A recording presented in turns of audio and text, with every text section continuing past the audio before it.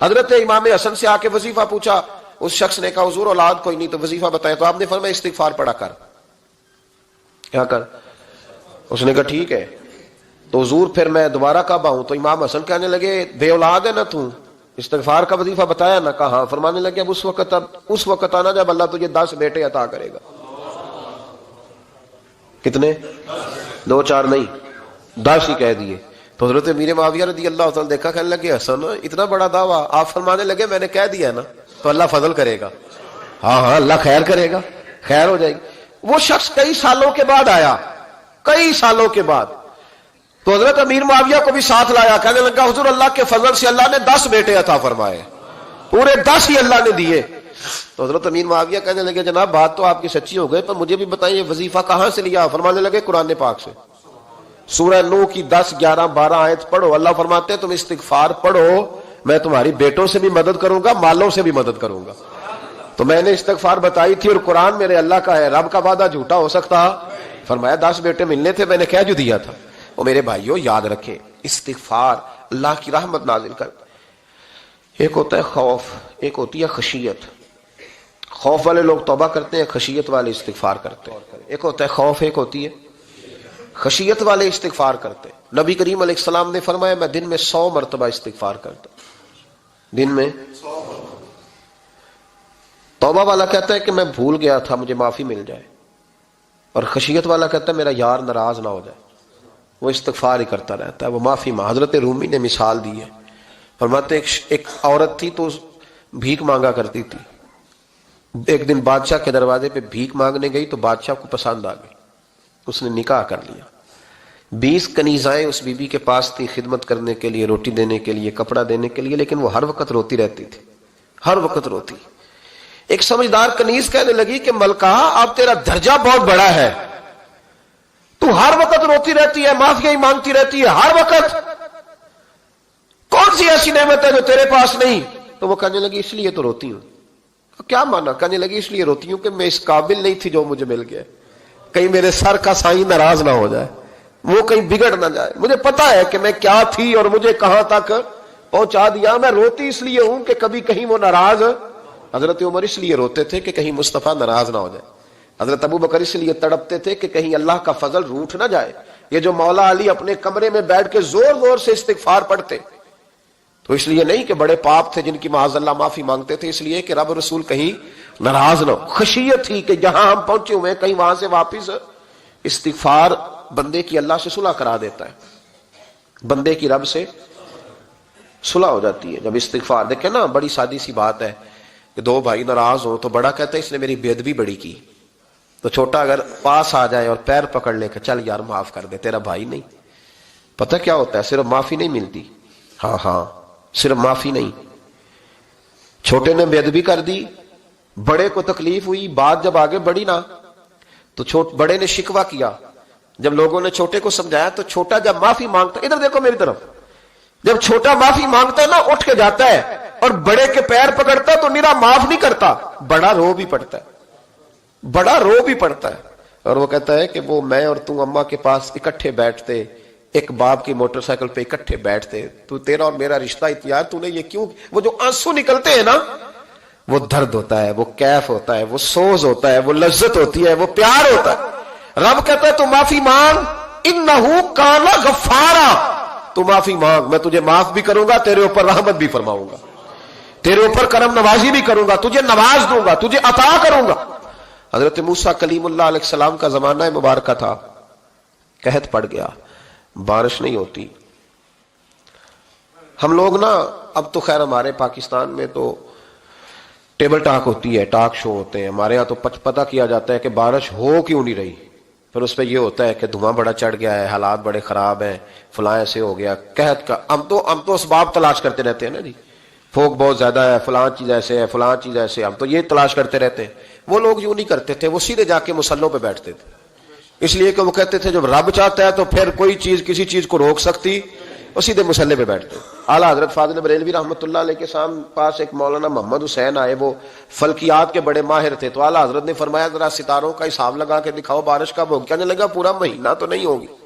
تو اعلیٰ حضرت رحمۃ اللہ علیہ فرمانے لگے کہو کہ میرا علم کہتا ہے مہینہ نہیں ہوگی، اللہ چاہے تو ابھی ہو سکتی ہے. کہنے لگا جی وہ تو ٹھیک ہے پر میرا علم، وہ جیسے روز لوگوں نے پیر نیٹ ٹو شہنشاہ صاحب نہیں کھولے ہوتے کہ بارش کب آئے گی، اور اس کی طرف نہ دیکھ، مصلے پہ بیٹھ، مہربانی کر مصلے پہ بیٹھ، اللہ کی بارگاہ میں حاضر ہو، اس سے معافی مانگ، اسے منا تاکہ وہ رحمت کی بارش۔ کہنے لگا جی میرا علم کہتا ہے، تو اعلیٰ حضرت فرمانے لگے پھر وہی بات، تو کہ اللہ چاہے تو بارش ابھی، لیکن یہ جو اڑ گئے ہیں نا بیچارے، یہ اڑ ہی گئے ہیں، یہ جہاں الجھ گئے ہیں وہاں یہ لوگ الجھ گئے، اللہ ہمیں الجھنے سے محفوظ فرمائے۔ تو اعلیٰ حضرت اٹھے تو فرمایا ٹائم کیا ہوا ہے گھڑی پہ؟ کہنے لگا جی 12۔ تو اعلیٰ حضرت نے گھڑی گھمائی، اب کیا بج گیا؟ کہنے لگا 4 بج گئے۔ فرمانے لگے بج گئے نا 4؟ کہنے لگا جی آپ نے گھڑی گھما جو دی ہے۔ فرمانے لگے اللہ بھی جب چاہے تو ستارے گھما دیتا ہے، اللہ بھی ستارے گھما دیتا ہے بارش۔ کہنے لگا جی وہ تو ٹھیک ہے پر مہینہ نہیں ہو سکتی، اڑا ہوا بندہ اس کا کوئی علاج ہے جو اڑ جو جائے، اس کے لیے قرآن کہتا ہے وَإِذَا خَاطَبَهُمُ الْجَاهِلُونَ قَالُوا سَلَامًا، اسے سلوٹ کرو دور سے، اسے کہ تو جان اور تیرا۔ کہنے لگا جی ہو نہیں سکتی پورا مہینہ۔ فرمانے لگے یار تو جا اپنا کام کر۔ وہ شخص کہتا ہے میں نے دروازہ کھولا اعلیٰ حضرت کا، کمرے سے باہر نکلا تو تیز بارش ہو رہی، واپس آیا تو میں نے کہا احمد رضا یہ عقیدہ کہاں سے لیا ہے؟ فرمایا دروازہ مصطفیٰ سے لیا ہے صلی اللہ علیہ وسلم۔ تو یاد رکھیں کہ اللہ کو منانا چاہیے، استغفار کرنا چاہیے، اس کی برکات۔ حضرت موسیٰ ساری قوم کو لے کے نکل گئے۔ آؤ بھائی میدان میں اللہ کی بارگاہ میں استغفار کریں اور بارش کا سوال کریں، بارش مانگے۔ جب باہر نکلے دیر تک دعائیں ہوتی رہیں تو حضرت موسیٰ علیہ السلام کو رب کریم نے وحی فرمائی کہ موسیٰ آپ کی قوم میں نے ایک شخص ہے جس کو 40 سال ہو گئے نافرمانی کرتے، اس نے رب سے صلح نہیں کی۔ کتنے لوگ ہیں؟ ایک، اور 40 سال سے وہ نافرمان ہے، اس کو مجمع سے نکال دو بارش ہو جائے گی۔ اگر ایک گناہگار کی وجہ سے بارش رک جاتی ہے، اور جہاں دروازے کھلے ہوئے ہوں، جہاں تنہائیاں خوفناک ہوں، اور جہاں تباہی اتری ہوئی ہو، اور جہاں لوگ کروڑوں روپیہ مال ہڑپ کر گئے ہوں، اور جہاں علماء کو ہتھ کڑیاں لگا کے ٹھنڈی زمینوں پہ لٹا دیا جائے، اور قوم کہہ رہی ہو اچھا ہوا اچھا ہوا، اور لوگ پھبتیاں اڑا رہے ہوں، مذاق کر رہے ہوں، تو پھر اس قوم پہ کس طرح کر کے فضل الہی۔ اور یہ مولوی کا معاملہ نہیں، یہ تو ممبر رسول کا معاملہ ہے۔ میرے مصطفیٰ نے یہ نہیں کہا پیر میرا وارث ہے، حضور نے فرمایا عالم میرے دین کے وارث ہے۔ ہاں حضور نے فرمایا جس نے عالم کے چہرے کا دیدار کیا سمجھے میں نے اپنے نبی کی زیارت کی ہے۔ لیکن یہاں تو خیر یہ عنوان نہیں، ورنہ میں اس پر جاتا۔ تو کہا ایک بندہ ہے 40 سال سے اللہ کی نافرمانی کر رہا ہے، وہ اگر نکل جائے تو بارش ہو جائے گی۔ حضرت موسیٰ نے اعلان کر دیا بھی ایک شخص ہے، وہ اگر نکل جائے تو بارش ہو جائے گی۔ پتہ تو ہوتا ہے نا سب کو، مجھے بھی پتہ ہے کہ میں اندر سے کیسا ہوں، اور آپ کو بھی خبر تو ہوتی ہے نا جی۔ جب بات ہو رہی ہوتی ہے تو پھر پتہ تو چلتا ہے نا کہ بات کہاں جا کے سیٹ ہو رہی ہے، پتہ چلتا ہے نا۔ اسے بھی چل گیا پتہ، اب اندر ہی اندر رونے لگا۔ اور دیکھو امام رازی اور امام غزالی دونوں نے لکھا ہے کہ اس درد سے رویا، اس درد سے کہ ادھر والے کو بھی پتہ نہ چل جائے، مجمع کے اندر کھڑا ہے اور ادھر والے کو بھی استغفار، دیکھو ادھر والے کو بھی پتہ نہ چل جائے اور ادھر والے کو بھی کہیں ہجوم میں غم میں بھی توہین ضبط غم نہ ہوئی، ہم اس احتیاط سے روئے کہ آنکھ نم نہ ہوئی۔ ہجوم میں غم میں بھی توہین ضبط غم نہ ہوئی، ہم اس احتیاط سے روئے کہ آنکھ نم نہ ہوئی، روئے بھی پر کسی کو آنسو نہیں دیکھنے دیے۔ اب اس درد سے کہتا ہے اللہ تو تو معاف کرنے والا ہے نا، تو معاف کرتا ہے، پردہ پوشی کرتا ہے، اور مالک اگر لوگوں کو پتہ چل گیا تو میرے تو بچوں کا بھی جینا حرام کر دے گا، یا اللہ میری تو آنے والی نسل بھی تڑپ کے وقت گزارے گی۔ مالک تو معاف کر دیا کرتا ہے، لوگ نہیں معاف کرتے، اے اللہ یہ میری خوبیاں بھول جائیں گے، میری خامیوں پر بات، مالک میں یہ ذلت نہیں برداشت کر سکتا، فضل فرما۔ حضرت موسیٰ نے دوبارہ اعلان کیا نکلتے ہو کہ نہیں نکلتے؟ پھر تڑپا خداوندا مجھے بے آبرو نہ کر، یہ ذلت اور رسوائیاں یہ نہیں برداشت ہوتی، اللہ درگزر۔ حضرت موسیٰ نے تیسرا اعلان کیا نکلتا ہے یا میں پھر اس کا نام لوں، اللہ سے پوچھ کے نام لوں اس کا، بتاؤ کون ہے؟ اب تو تڑپ گیا، کہنے لگا مالک میں تیری بارگاہ میں استغفار کرتا ہوں، آئندہ نہیں کرتا، آئندہ نہیں کرتا۔ یہ لفظ ادا کیے، بندہ کوئی بھی نہیں نکلا، رب کریم نے بارش عطا کر دی، تیز بارش، جب برسی نا تیز بارش، لوگ تو منہ دیکھ کے دوڑ گئے۔ تو حضرت موسیٰ کہنے لگا یا اللہ مجھے بھی تو بتا، تو نے کہا تھا کہ جب تک بندہ نہیں نکلتا بارش نہیں ہوگی، تو نکلا کوئی بھی نہیں، بارش ہو گئی، ماجرا کیا ہے؟ تو رب کریم نے فرمایا موسیٰ بس اس نے مجھ سے صلح کر لیا، اس نے مجھ سے صلح کر لی. اور امام غزالی نے لفظ لکھے, حضرت موسیٰ نے پوچھا, حالانکہ اللہ اپنے نبیوں کو غیب کے خزانے دیتا ہے, پوچھا کہ اے اللہ مجھے اس کا نام بتا دے. تو رب کریم نے فرمایا موسیٰ جب گناہگار تھا تب نہیں کسی کو بتایا, جب پاپی تھا تب نہیں بتایا, جب مجرم تھا تب نہیں بتایا, اب کیسے بتا دوں؟ فرمایا اس کی میری صلح ہو گئی ہے. اور فرمایا جو بارش نہیں نہ ہو رہی تھی وہ بھی اس کی وجہ سے نہیں ہو رہی تھی, اب جو ہوئی ہے نا تو یہ بھی اسی کی وجہ سے ہوئی ہے. یہ بارش اب جو ہوئی ہے تو یہ بھی یہ اس گناہگار کے سبب سے. اپنی راتیں اللہ کے ساتھ گزارے, مصلی پہ بیٹھے. میرے صاحب رحمۃ اللہ علیہ سے جب کو کہتا نا کہ بڑا پریشان ہوں تو کچھ بتائیں, تو فرماتے آج رات مصلی پہ بیٹھ کے اپنے رب سے بات کرنا, میں بھی بات کروں گا. بندوں کو دکھ بتانے سے عزت میں کمی آتی ہے, اور اگر اللہ کو بندہ اپنے دکھ بتائے تو اللہ عزتیں بڑھا دیتا ہے. ترمذی شریف کی حدیث ہے, نبی پاک علیہ السلام نے فرمایا اگر تو دنیا داروں کو دکھ بتائے گا تو اللہ تجھے غنی نہیں کرے گا, اور اگر تو اپنے رب کو بتائے گا تو اللہ بڑی جلدی تجھے دنیا سے بے نیاز کر دے گا. تجھے لوگوں کی ضرورت نہیں رہے گی. استغفار کریں, کثرت سے کریں, ذوق سے کریں, مصلی آباد رکھیں.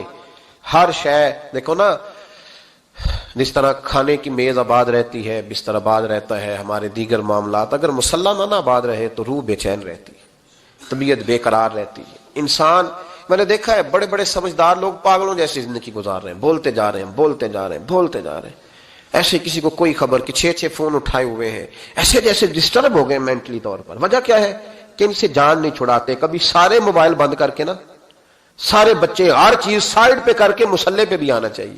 اور مالک تو بڑا ہی کریم ہے, اللہ تو بڑے کنز المال کی حدیث سنا کے بعد سمیٹتا ہوں. نبی پاک صلی اللہ تعالی وسلم فرماتے ایک شخص تھا بنی اسرائیل میں, بڑا مالدار تھا, تو پھر اس پہ غربت آ گئی. جب غربت آئی تو رو پڑا, کہنے لگا اے اللہ میں غریب ہو گیا ہوں, میری مدد فرما, میں نے بڑی نافرمانی کی ہے تیری. مالدار جب تھا تو بڑی موج کر, یا اللہ میں نے بڑی اب نہیں کروں گا, مجھے اس غربت سے نکال. تو اللہ نے فرشتوں سے کہا کہ دے دو جو مانگتا ہے. تو فرشتے کہنے لگے یا اللہ یہ توبہ کر کے نہیں آیا, ڈر کے نہیں آیا, یہ تو الجھ گیا تب آیا ہے.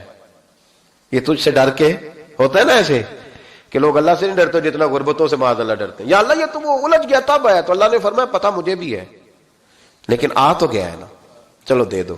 تو کہا یا اللہ اگر دے دیا تو دوبارہ نہیں آئے گا. فرمایا اس کا بھی مجھے پتا ہے, تم دے دو. اسے دے دیا. جب دولت مل گئی نا تو کہنے لگا اوہو وہ تو میں نے اس طریقہ سے استعمال کیا اس لیے کامیاب ہو گیا. پھر کچھ وقت گزرا تو پھر الجھ گیا, پھر قرضے چڑھ گئے, پھر سارے علاج کر, کہنے لگا یا اللہ اب نہیں کرتا, اب معاف کر دے. 70 دفعہ توبہ کی اور 70 دفعہ توڑی. حبیب کریم فرماتے ایک دن بستر پہ تھا, آسانی تھی, 70 دفعہ فرشتوں نے کہا یا اللہ یہ جھوٹا ہے, جھوٹ بولتا ہے, یہ تو غربت ہے, یہ تو تیری بارگاہ میں آیا ورنہ کبھی نہ آتا, بیمار ہوا ہے تو آیا, اس کا تو بچہ بیمار ہوا ہے تو آیا, ورنہ کبھی نہ آتا. 70 دفعہ توبہ توڑی. ایک دن رات کو بستر پہ لیٹا تھا, دولتیں بھی تھی, آسانیاں بھی تھی, دل میں خیال آیا میں کتنا جھوٹا ہوں, جب الجھ جاتا ہوں تو اس کے دروازے پہ جاتا ہوں اور وہ کتنا کریم ہے, مجھے خالی نہیں لوٹاتا. تڑپ اٹھا, آنسو نکل گئے, اٹھ کے مصلی پہ کھڑا ہوا. تو رب کریم نے فرشتوں سے فرمایا کھول کے دیکھو دروازے, آج یہ غربت کی وجہ سے نہیں آیا, آج میرا بن کے آیا ہے. تو یا اللہ پہلے تو دولت دیتا تھا, آج کیا دے گا؟ تو محبوب فرماتے اللہ فرماتے اب میں اسے بغیر حساب کتاب جنت عطا کروں گا. استغفار کریں, اس کے حضور حاضری دیں. جس طرح سارا کچھ چھوڑ چھاڑ کے لوگ کہتے ہیں کہ 1 مہینہ میں نے کسی سیاحتی مقام پہ رہنا ہے, میں نے اب کسی ٹھنڈے علاقے میں چلے جانا ہے, برف باری دیکھنی ہے, سیر کرنی ہے, 10 دن کی چھٹیاں وہاں گزارنی ہے, چلو 7 چھٹیاں وہاں گزار لو, 3 دن اپنے اللہ کے ساتھ گزارو, روزے رکھو, دن کو رات کو قرآن شریف پڑھو, تلاوت, کچھ وقت دو اللہ کے ساتھ حضور پر درود و سلام بھیجنے کے لیے, نبی پاک کی نعت کے لیے, اذکار کے لیے, بزرگوں کے لیے. پھر دیکھنا اللہ روح کو کتنا سکون دیتا ہے. آخر دعوانا الحمدللہ رب العالمین.